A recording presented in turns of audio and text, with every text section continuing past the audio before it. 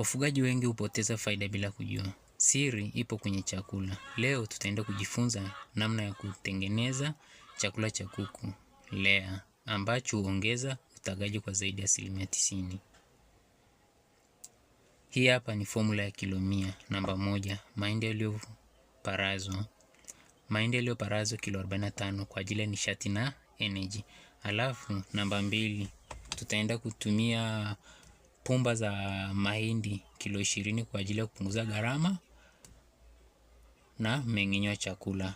Namba 3, tutaenda kutumia mashudu ya alizeti kilo 20 kwa ajili ya protini. Alafu tutaenda kutumia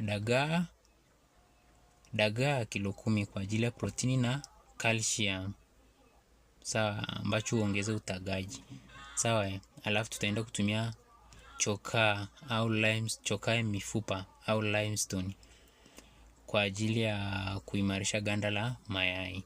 Alafu tutaenda kutumia premix kwa ajili ya kuongeza kuimarisha kinga ya kuku. Sawa, alafu tutaenda kutumia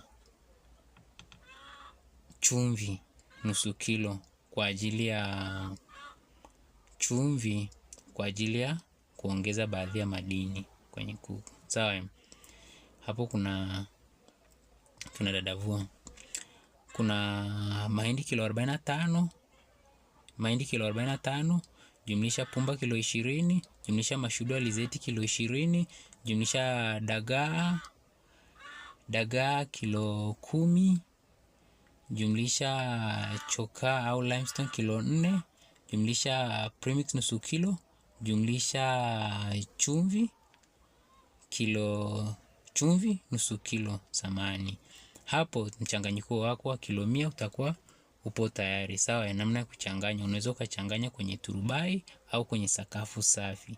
Jinsi ya kuhifadhi, unaweza kuhifadhi kwenye sehemu iliyoko kavu.